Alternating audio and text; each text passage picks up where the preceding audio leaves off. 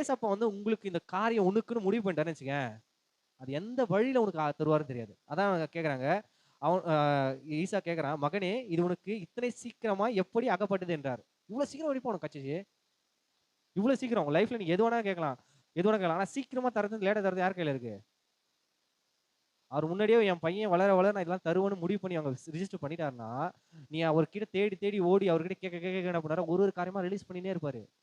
அதை விட்டு நீ ஏசப்பான்னு தேடாம, அவரோட கேட்காம, எனக்கு எல்லாமே நானே செஞ்சிருவேனா, வாழ்க்கையில செய்ய முடியாது. நம்ம வாழ்க்கையில முதல் படியில மட்டும் இப்போ ஃபார் எக்ஸாம்பிள் நம்ம லைஃப்ல 20 படி தாண்டா தான் நம்ம வாழ்க்கையில உயர போவோம். உங்களுக்கு புரிஞ்ச மாதிரி சொன்னா, என் வாழ்க்கை ஆசீர்வாதமா, காசு, என் வீடு எல்லாமே எனக்கு இருக்கணும், ஆசீர்வாதமா நீ இருக்கணும்னா, ஏசப்பாவும் கூட இருந்து அவரை விட்டு விலகாம, அவரை கேட்டு அவர் கற்பனைகளை லாஸ்ட் வீக் சொன்ன கட்டளைகளையும் அவருடைய கற்பனைகளை கை கொண்டு வந்தா மட்டும்தான் 1வது படிக்கிறவர்களை உன்ன 2வது 3வது 4வது 20 படி தாண்ட வைப்பாரு.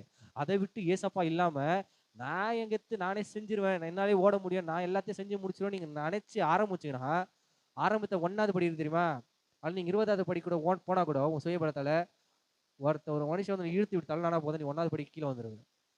ஏசப்போட உயர்வு வந்து மனுஷரால பிடிச்சி இழுக்க முடியாதா இருக்கும். ஏசப்பா உனக்கு ஒரு ஆசீர்வாதம் தரானா அது யாராலும் உங்ககிட்ட எடுக்க முடியாத ஆசீர்வாதமா இருக்கும். அப்படி எடுக்கணும் நீயே தான் எடுக்கணும். எப்படின்னா ஏசப்பா தேட போனா ஆசீர்வாதம் இறங்கணும். சாலமோனை பத்தி உங்களுக்கு எடுக்கும்போது சொல்றேன். சாலமோட வாழ்க்கையில ஏசப்பா அந்த ஆசீர்வாதம் அவ்வளவு இருந்தது. ஆனா அவன் தலையில அவனே மண்ணள்ளி போடுனானா அது அவன் பண்ண ஒரு சின்ன தவறுனாலதான். அதே மாதிரிதான் நம்ம லைஃப்ல வந்து எதனா தேவையான ஏசப்பா கிட்ட ஓடி போய் கேட்டு வாங்கி எல்லாம் பண்ணிடுறோம். ஆனா அந்த பொருள் வந்தோடனே ஏசப்பா கொண்டாரு ஓரம் கட்டு ஜாலியா நம்ம வாட்டு நம்ம உலகப்புறமா இருந்தான்னு வச்சுக்கேன், அந்த கிடைச்ச பொருளை ஏசப்பா தூக்கி போட்டுருவாரு. புரியுதா? நம்ம லைஃப்ல ஒரு பொருள் வருது, நம்ம லைஃப்ல ஒரு கேட்டது நம்ம லைஃப்ல கிடைக்குதுன்னா, அந்த பொருளை ஒரு பொருட்டா ஏசப்பாவுக்கு ஒரு பொருட்டா வச்சு ஏசப்பா தான் அதிகமாக நேசிக்கணும். அந்த பொருள் அதிகமாக நேசிக்க ஆரம்பிச்சுன்னா ஏசப்பா அந்த பொருளை தூக்கிட்டு வரும் கிட்ட, எந்த பொருளாக இருந்தாலும் சரி, அது என்ன காரியமா இருந்தாலும் சரி, நீ என்ன சூழ்நிலை இருந்தாலும் ஏசப்பா தான் ஃபர்ஸ்ட் லைஃப்ல வைக்கணும். இந்த வாலிபால் நீங்க நினைக்கலாம், ஏசப்பா எனக்கு தெரியும் எதுவும் செஞ்சிடலாம், நான் எதுவும் அவர்கிட்ட எப்படி பேசுறது கூட இல்லைனா, ஜோம் பண்ணது கூட இல்லைனா, பயில் படிக்கலாம், ட்ரை பண்ணி பாருங்க. உங்களுக்கு தான் ட்ரை பண்ணது ரொம்ப பிடிக்கும், சாரிசமா இருக்கு ரொம்ப பிடிக்கும்ல, ட்ரை பண்ணி பாருங்க. வேதத்தை வாசிக்க வாசிக்க ஒரு இன்ட்ரெஸ்ட் வரும் உங்களுக்கு. படிக்க தெரியல, ஆடியோ பைபிள் இருக்கு, ஃபோன் எல்லாருடையும் ஃபோன் இருக்குது, ஆடியோ பைபிள் கால் வச்சு கேளுங்க. பைபிள் படிக்க தெரியலனா, ஜெபம் பண்ண தெரியல, ஜெபம் இருக்கு ஃபோன்லயே, யூடியூப்லயே போனா ஜெபம் பண்ணலாம்னா அந்த வார்த்தை சொல்லி கூட ஜெபம் பண்ணுங்க. தெரியலன்னு எப்பவுமே இருக்காதீங்க, கத்துங்க. அப்படி ஜெபமே எனக்கு தெரியாது, சுத்தமா எனக்கு எதுவும் வார்த்தையும் வரலனா, சும்மா முழங்கால் படிடுங்க. சும்மா கண்ணை மூடி ஏசப்பாடு சூத்திர ஏசவா சூத்திர ஏசவா மட்டும் சொல்லுங்க போதும், அந்த ஜெபம் கேட்க போடும். புரியுதா? நீங்க ஒரு நாளைக்கு 24 மணி நேரம், நான் போன டைம் அதை சொன்னேன், 24 மணி நேரத்துல ஒரு 1/2 மணி நேரம் ஏசப்பாக்க ஸ்பெண்ட் பண்ணுங்க.